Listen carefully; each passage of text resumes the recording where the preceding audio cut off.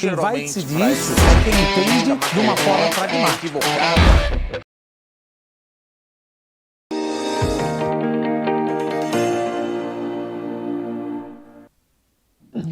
E nessa semana o mercado financeiro ficou em polvorosa com as notícias que chegaram da China e a interferência do governo sobre o mercado de commodities. A China já vinha na semana passada trazendo sinalizações de que faria isso e o nosso entrevistado deste boletim, inclusive, trouxe informações sobre isso nos últimos meses, nas suas últimas entrevistas. É sabido que a economia chinesa precisa fazer isso diante dos moldes em que caminha.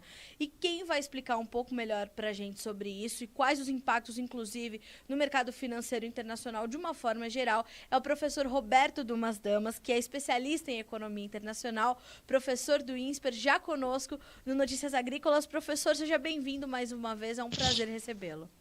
Obrigado, Carla, prazer é meu. Professor, de fato temos essa condição, então, de preocupação com essa questão da interferência do governo chinês no mercado de commodities, ou é algo que realmente já era esperado e que tem efeito somente pontual nas demais economias? Não, veja, a interferência foi no mercado de commodities metálicas, foi no minério de ferro, em primeiro momento, que ele queria evitar um pouco a especulação. Por quê? Porque existe muitas instituições financeiras lá na China que, efetualmente, eles não sabem o que estão fazendo. Por exemplo, eles estão vendendo papéis, ou seja, títulos, bonds lastreados em commodity. E o governo chinês falou, olha, você não sabe, você não conhece, você nem tem um mercado futuro para operar isso, você está vendendo, então essa especulação acaba levando. Agora, também achar que o fato de terminar ou tentar cercear a especulação com o minério de ferro essa é a principal causa de que a gente acha que o minério de ferro vai ter um arrefecimento de preço no segundo semestre, não é essa bem a razão. Não é essa bem a razão. Por quê? Porque no último trimestre do ano passado, se eu não me engano, a China cresceu horrores trimestre a trimestre. O terceiro trimestre e o quarto trimestre, eles cresceram horrores, principalmente o terceiro trimestre. Mas se você pegar quarter over quarter, trimestre a trimestre, você vai vendo que a China está crescendo cada vez menos. O primeiro trimestre, ela cresceu, comparado com o trimestre anterior, 0,6%. Tá bom? Tá mal? Veja, não é isso. O que a gente leva em consideração é que a China cresceu horrores, quer dizer, ela cresceu 2%. Mas para crescer 2%, ela teve que explodir investimento em real estate, ativos imobiliários e infraestrutura. Apesar de não precisar tanta infraestrutura mais e nem ativos imobiliários, você precisa mostrar um crescimento econômico, porque a China, quer queira, quer não, é uma ditadura. E uma ditadura com crescimento econômico, ou melhor, sem crescimento econômico, economia, política e sociedade é uma coisa só. Você não cresce, sociedade reclama, peço a cabeça do rei. Não temos eleição, vai acontecer alguma coisa. Perdão. Então você tem que continuar investindo em infraestrutura. Foi feito. Conseguiram os 2% e alguma coisa. Só que esses investimentos, eles acabam levando cada vez mais uma alavancagem bancária. A alavancagem da China já está próximo de 300%. E quando você pega o gráfico, a alavancagem da China com o PIB, você vê que tem uma boca de jacaré. A alavancagem subindo e o PIB crescendo cada vez menos. Ou seja, você está tomando dívida no banco para fazer essas obras de infraestrutura, real estate, principalmente os governos das províncias, e não está gerando tanto PIB. Bom, tudo bem, eu entendo. Só que agora que eles entraram numa trajetória do velho normal, eles não vão mais investir em infraestrutura, em real estate, como eles fizeram no ano passado, para garantir o mínimo de crescimento econômico. Então, eles vão investir menos. Então, para mim, o que eu acho? Que no segundo semestre desse ano, o preço de minério de ferro deve arrefecer, porque a China volta, como a gente pode dizer, ao novo normal. Ou seja, desde Hu Jintao e agora Xi Jinping, voltar para virar cada vez mais uma economia voltada para consumo. Então, em que pese que a commodity metálica, minério de ferro, possa arrefecer, as commodities agrícolas, eu não vou falar de preço, porque preço vai depender de oferta e demanda, mas a demanda pela China vai continuar muito forte. E ainda na commodity metálica, eu gosto muito, não estou dizendo que é para os próximos meses e tal, mas, por exemplo, cobre é uma boa alternativa. Por quê? Primeiro que você tem Joe Biden. Não, o que vem a Joe Biden com cobre?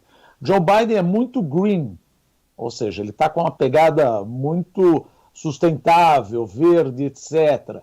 Então, cobre faz completamente os conduítes de carro metálico, bateria, etc. Então, cobre pode ser uma commodity metálica que deva trazer mais alegria num futuro próximo. E se a gente pensar em cobre, a gente está pensando também em peso chileno.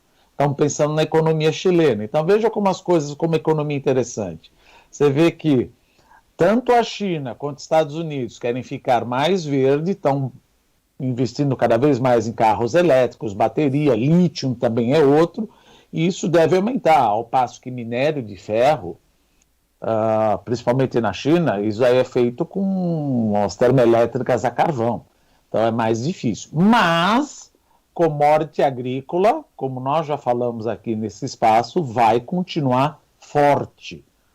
Pelo lado estrutural, que eles precisam aumentar o motor de crescimento via consumo, dando mais renda para o chinês, e um motivo conjuntural, que é a febre suína, que dizimou 350 milhões de cabeças de porcos do plantel, e até eles reconstruírem isso daí, a demanda por proteína animal, grãos, milho e soja, porque isso também vai fazer parte da ração, porque como nós também já falamos, um dos problemas da swine flu, da febre suína, foi a lavagem, como o porco era tratado, como ele era criado, e o governo chinês soltou aquela diretriz que deveria ser de uma forma mais industrializada. Ora, porco come o quê? Soja, milho, farelo de soja, então, e além do que você pega que a população está consumindo mais, então commodity agrícola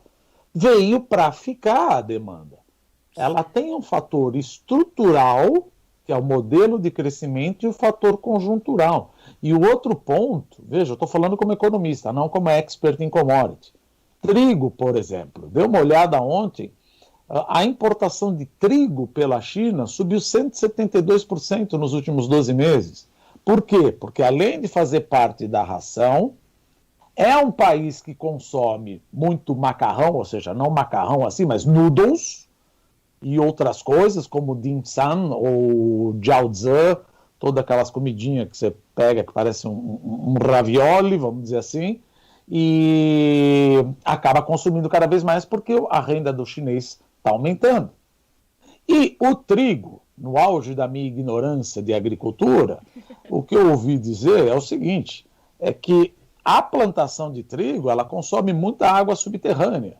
Então o governo chinês proibiu algumas províncias de produzir trigo, porque você tem província na China colapsando, porque o lençol freático secou. Então veja, você produzia, então para de produzir, você não para de importar, você está importando até da Lituânia trigo. Então se você pegar, veja os preços, soja, milho, trigo, de novo, eu não vou falar de preço, porque isso também vai falar de oferta, né? Mas a demanda por commodities agrícolas, isso é uma verdade que tende a continuar, e proteína animal também, né? E a gente já falou em uma outra oportunidade, professor, dessa condição de a segurança alimentar para os chineses ser prioridade número 0, né? Muito antes do 1 vem a prioridade número 0, é uma questão, inclusive, política e social, e principalmente política para manter ali uma certa ordem do povo chinês, né? Não ter atenção social. Veja, você passou pela pandemia, tá bom, agora passar pela pandemia com falta de alimento, aí vai ser... A gente sempre fala, a China é simples? Não, a gente sempre fala, lembre-se de 1989. Então você não pode deixar a China, ou seja, o governo chinês pensando assim, na minha, que deve falar, você não pode deixar escalar uma tensão social com falta de alimento. Então, isso, de certa maneira, beneficia os produtores de commodities. E que, por outro lado, isso é bom, isso é mal, veja, isso acaba batendo no preço de commodity. Então, aquele que produz bens agrícolas, ou seja, produtos agrícolas, commodities agrícolas, se beneficiam. Mas acontece que isso bate no meu IGPM. Por quê? Porque no meu IGPM tem uma composição IGPM, Índice Geral de Preços ao Mercado. Quem viu aí, você viu que, se eu não me engano, bateu 31% nos últimos 12 meses. Por quê? Porque o IGPM ele é composto do IPC, o IPA, Índice de Produtor Amplo, o Índice de Preço ao Produtor Amplo, isso é o que está pegando, que é o preço de commodities e bens importados, e o Índice Nacional da Construção Civil, que também está subindo.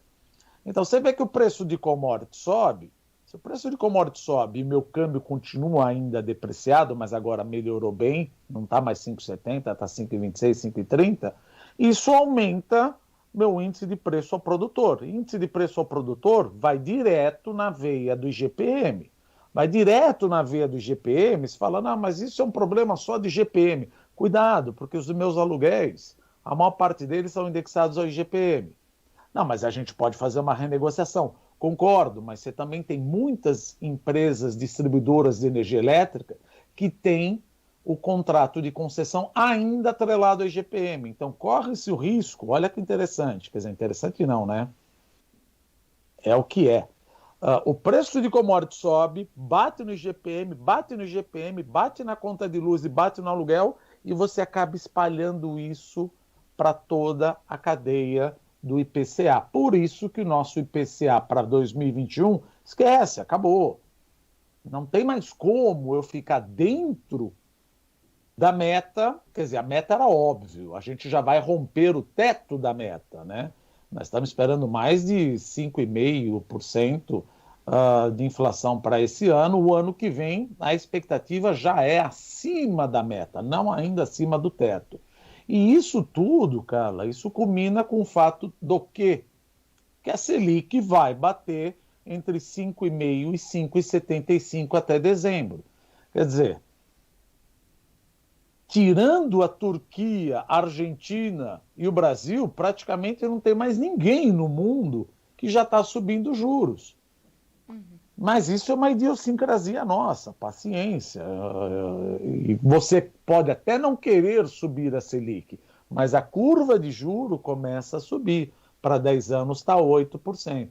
Você vê como a economia acaba sendo interessante, né? Nós começamos a falar da carne de porco e do swine flu e batemos até em energia elétrica. Mas é assim que a gente tem que fazer o nosso business plan. Está tudo completamente interligado, né?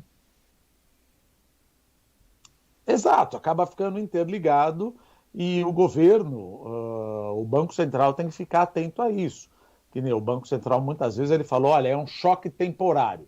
Sim, é um choque temporário porque está batendo na commodity. Ninguém fala isso. Ou seja, o que a gente fala assim, são bens tradables, sim, negociáveis no mercado internacional.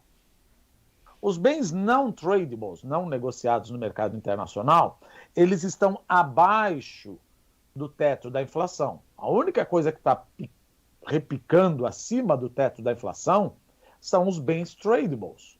Então ele fala, mas isso daqui é temporário.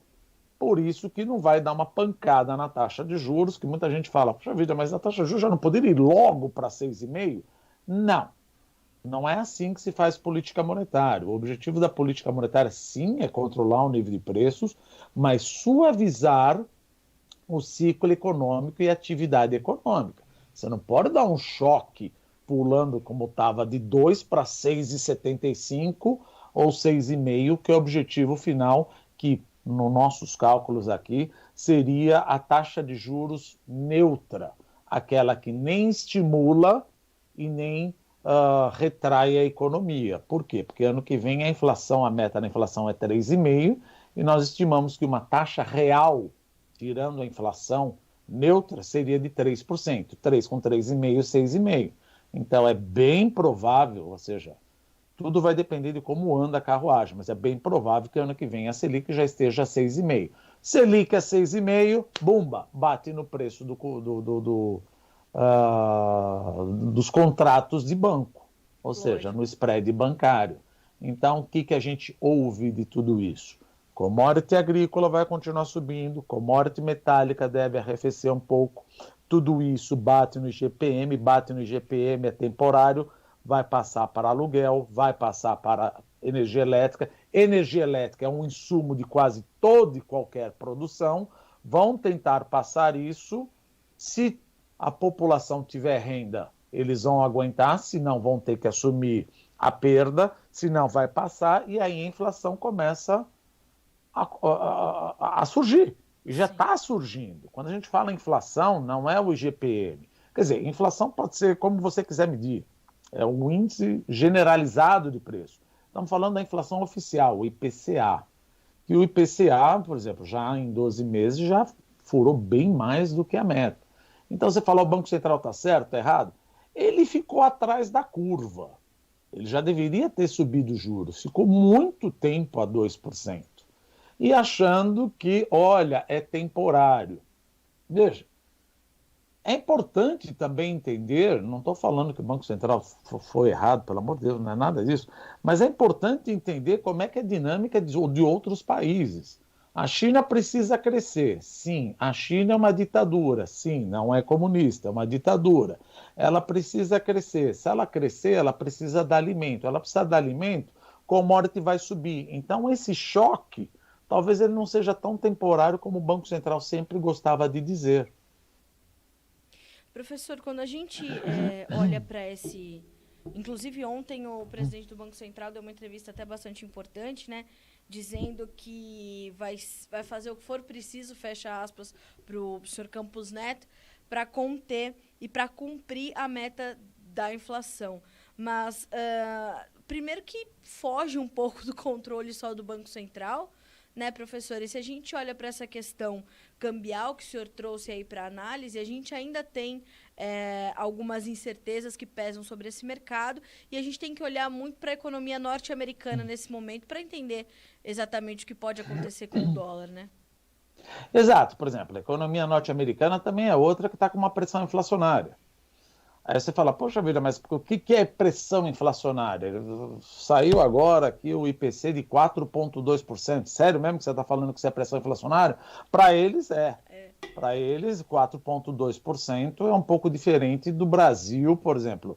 De 1980 a 1994, nossa inflação, por incrível que pareça, bateu 12 trilhões percentuais. Claro que estamos longe disso, não existe mais isso aqui, mas 4,2% para eles é uma inflação alta, principalmente que eles têm uma meta informal e um forward guidance que o Jerome Powell, o chairman do Federal Reserve, deixou claro que, olha, ele tolera um pouquinho, uma inflação acima de 2, talvez entre 2,5, 2,7, etc. E ele está falando que esse impacto aí na inflação, ele é, de certa maneira, temporário. Está com a razão, não está com a razão? Veja, aí a gente precisa analisar os dados. Por quê? Porque o último dado da inflação veio que o preço que mais subiu foi de carros usados e hotelaria. Por que carro usado subiu? Veja, o mundo ainda está num processo, numa dinâmica, se a gente puder dizer assim, de desarranjo das cadeias produtivas. Então, carros novos ainda não conseguem sair do pátio porque eu tenho um estrangulamento dos meus supply chain, da minha cadeia de suprimento. Se eu tenho um estrangulamento, então o carro novo fica muito caro. E o cara não quer viajar de avião ainda para não aglomerar. Mas eles já estão quase numa imunidade de rebanho. Então o isolamento diminuiu, eles estão loucos para viajar. Para viajar, compra carro usado. Carro usado sobe. E também para hotelaria. Mas também eu uso muito o aspecto que eu vi uma vez um artigo, eu gostei, da semelhança com a garrafa de ketchup. Como assim a garrafa de ketchup? Por exemplo, quando você bate na garrafa de ketchup, você fala, olha, não está saindo. Que é exatamente o que está acontecendo na economia norte-americana.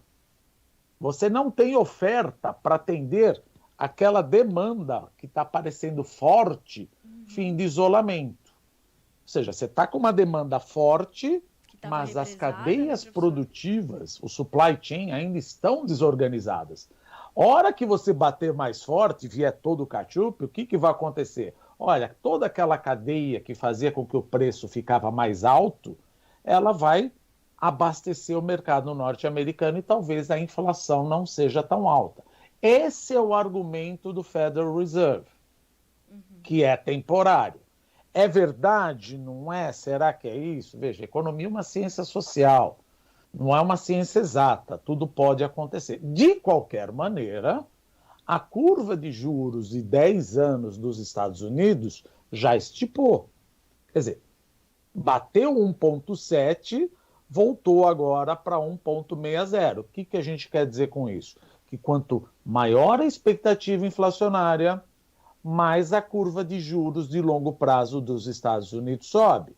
Maior a curva de juros dos Estados Unidos sobe, mais interessante investir nos Estados Unidos. Então a grana sai daqui. Aí você fala, mas você não acabou de falar que esse ano talvez o câmbio fique quietinho? Esse ano sim, mas pensa comigo. É bem provável que daqui a 180 dias, mais ou menos, 6 meses, o Banco Central dos Estados Unidos comece a parar o afrouxamento monetário. O que é o afrouxamento monetário, que a gente chama em inglês quantitative easing? O Banco Central compra títulos públicos, government bonds, e mortgage-backed security, aumenta o ativo do Banco Central e emite moeda. Ele está fazendo isso todo mês, 120 bilhões de dólares. Ele não vai subir juros em 180 dias. Mas é bem provável que, ao invés de ele emitir 120 bilhões de dólares todo mês, ele passe a emitir 60, ele passe a emitir 30. Aí fica com menos dinheiro na praça, a taxa de juros sobe, a grana sai do Brasil. Mas você está falando isso para agora? Não, estou falando isso para o ano que vem. E outra, ano que vem eu estou com uma espada de Damocles na minha cabeça, que eu sempre gosto de falar. Teremos eleições. Senhor. E o Brasil nunca esteve tão polarizado, ou seja, estamos quase, é uma cisânia total. Ninguém pode falar em eleição em que candidato você quer votar. Mas a gente sabe, teremos 2 candidatos. E são 2 candidatos que têm defensores fortes. E as narrativas vão ser fortes. Agora, eu prefiro esse, eu prefiro aquele. Pouco importa o que a gente prefere. Imagina um investidor estrangeiro vendo essa cisânia e esse bate-boca entre eleitores de um e de outro. Fala, opa, agora eu vou entrar no Brasil. O cara vai falar, não, eu quero ver quem vai ganhar, quero ver se acalma um pouco, abaixa um pouco a temperatura, afrouxa um pouco o torniquete, porque tá uma loucura. Um vai na Paulista, outro vai na Consolação. Gente, não é hora. O gringo vai pensar de colocar o dinheiro no Brasil. Quero ver como é que fala, porque os discursos na eleição vai ser um atacando o outro. Ah, mas é mentira. Que importa se é mentira? O gringo quer falar, eu não gosto de briga, um investidor estrangeiro. E qualquer investidor vai falar, eu não gosto de cisânia, eu não gosto de tensão política. Você quer discutir planos de governo? Nós vamos discutir. Agora, um ataca o outro, chamando, olha, você é isso, você é aquilo. O gringo fala, caramba, é isso que a gente tem? Então eu não vou botar dinheiro no Brasil. E não precisa muito, por exemplo, Lula, sem falar dos aspectos. O que ele falou? Eu vou abrir o cofre, eu vou gastar como se houvesse amanhã, eu vou aumentar e vou desencanar com o teto de gastos. Veja, se ele fizer isso, eu que financio a dívida pública, você que compra fundo DI, o que nós vamos fazer? Nós vamos pedir mais juros. Se eu vou pedir mais juros, a curva de juros estipa, ela fica mais alongada.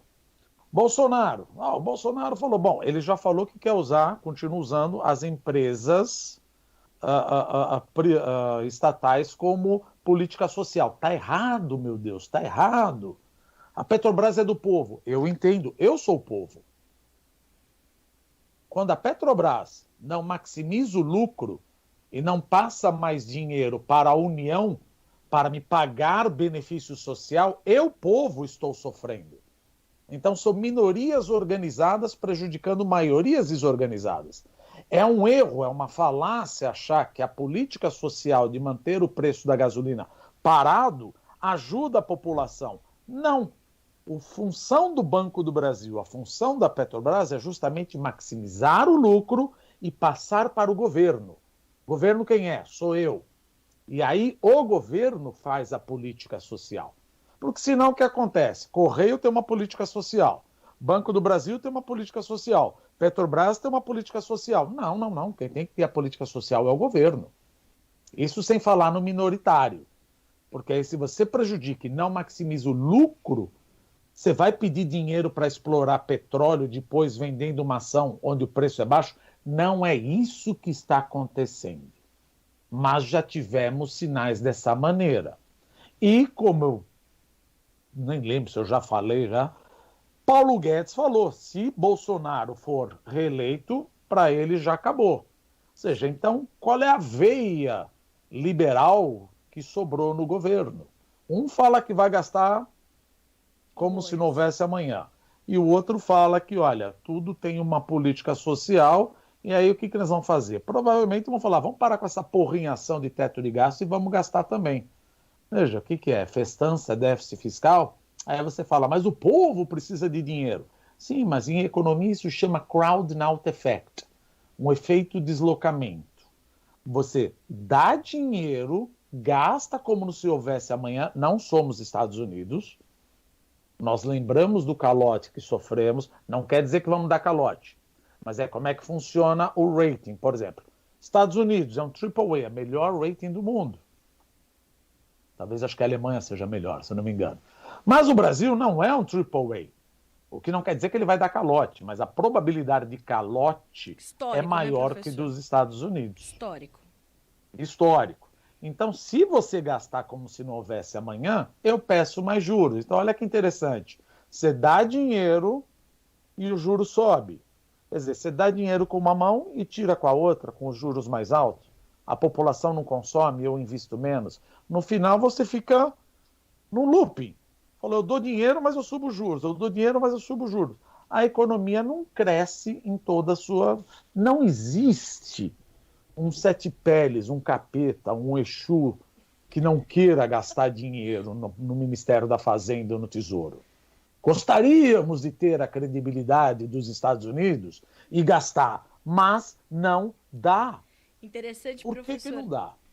Oi? Não, Desculpa. interessante que hoje cedo eu estava assistindo o jornal e se falava justamente sobre como o Brasil está sofrendo com a insegurança alimentar e como isso se desenvolveu muito diante da pandemia e como isso é possível diante de um país que produz tanta comida e que tínhamos que ter um auxílio emergencial muito mais próximo do que se deu em 2020.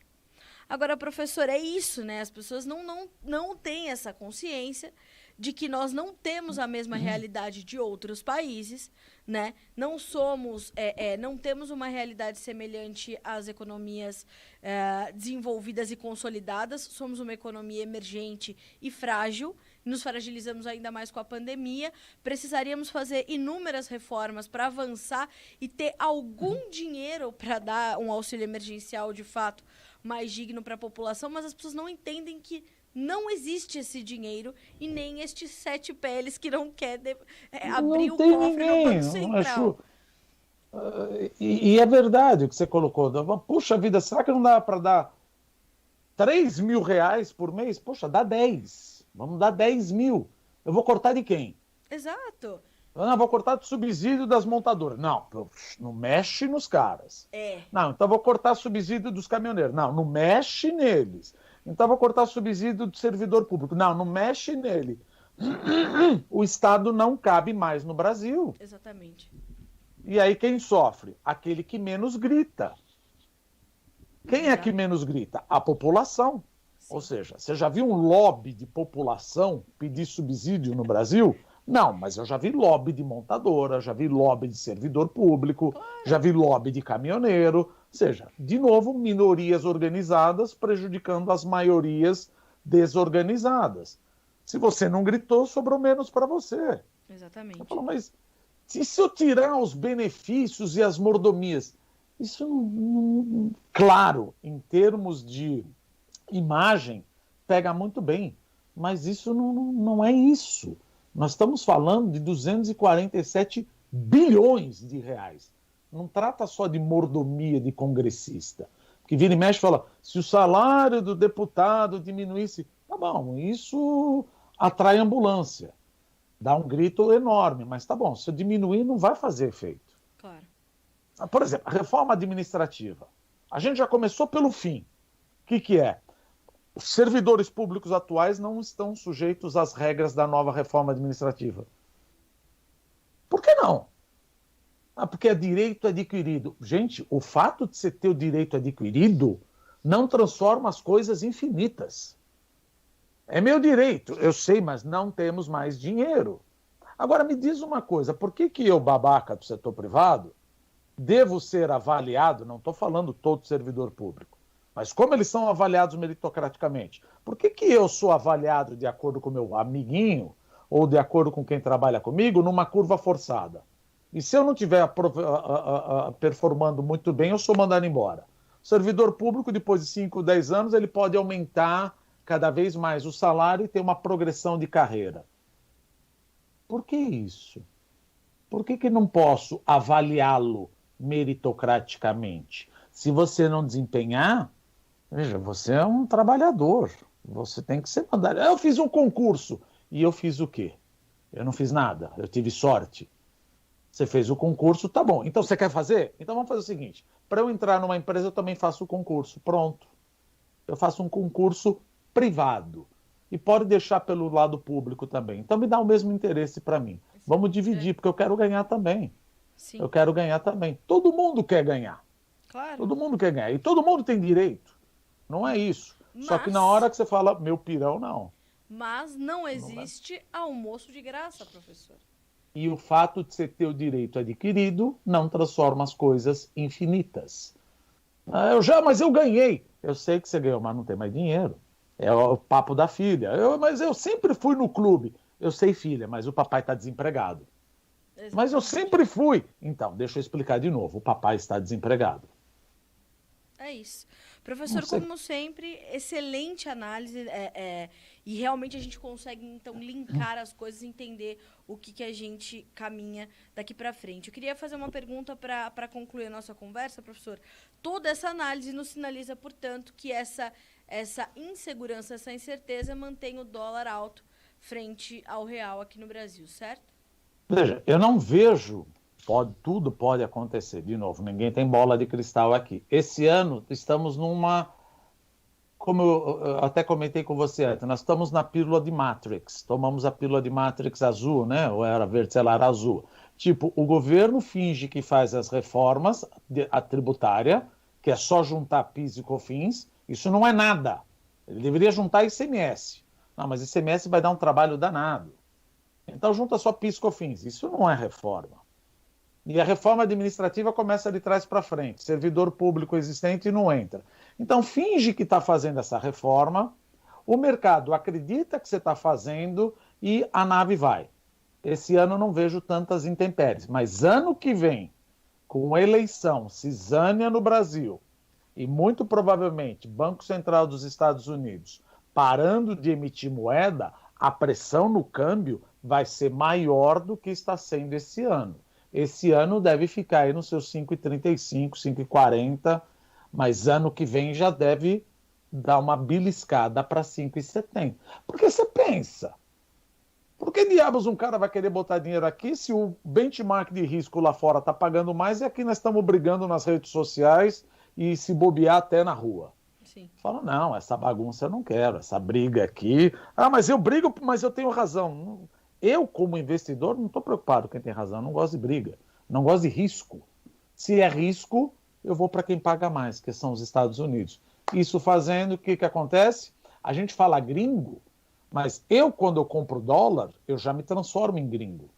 Porque você está tirando dinheiro do país. Sim. Porque você não acredita de que a economia vai ser tratada de forma republicana. Não republicana, mas uma política econômica correta. Professor, agradeço muito pela companhia, como sempre, muito contundente a sua análise e que nos traz aí um espectro amplo da situação, sempre bom a gente fazer essas conexões para entender o que isso impacta principalmente para o dia a dia do produtor brasileiro, que é a nossa principal audiência. O foco é mostrar para ele em que cenário ele está inserido, para que ele possa fazer melhor o seu planejamento, os seus investimentos estruturados, né, de forma segura. A gente tem batido muito nessa tecla aqui, em como é importante garantir gestão de risco do negócio, da propriedade, enfim. Então, sempre bom a gente trazer essa outra perspectiva. Muito obrigada mais uma vez pela companhia aqui no Notícias Agrícolas. É sempre um prazer receber o senhor. Obrigada. Prazer é meu, Carla. Estou sempre à disposição. Obrigado, gente. Obrigada, professor. Um abraço, até a próxima. Um abraço, até mais. Até mais. Professor Roberto Dumas Damas conosco nesta sexta-feira aqui no Notícias Agrícolas para nos trazer mais informações, portanto, sobre o andamento da economia mundial. E como ele bem colocou, tudo está sempre muito conectado. Quando a gente olha para essa interferência do mercado chinês no mercado de commodities, do governo chinês no mercado de commodities, houve de fato muita preocupação do mercado em torno disso. Mas como ele bem colocou, pode interferir, o foco é nas commodities metálicas, mas a demanda por commodities agrícolas veio para ficar. Não tem uma sinalização de grande preocupação, ela só tem sinalizações de crescimento por uma série de motivos, mas principalmente a questão social, a questão da manutenção da segurança alimentar, a manutenção dessa ordem, né, dentro desta ditadura que é a China. Então, nós temos que olhar para isso, olhamos um pouquinho também para a economia norte-americana e, claro, as consequências disso tudo para o Brasil, para o câmbio, para a taxa de juros, que é aquilo que mais importa para você que nos acompanha neste boletim. Tá certo? A gente fica por aqui, mas segue a nossa programação para que você seja sempre o produtor rural mais bem informado do Brasil.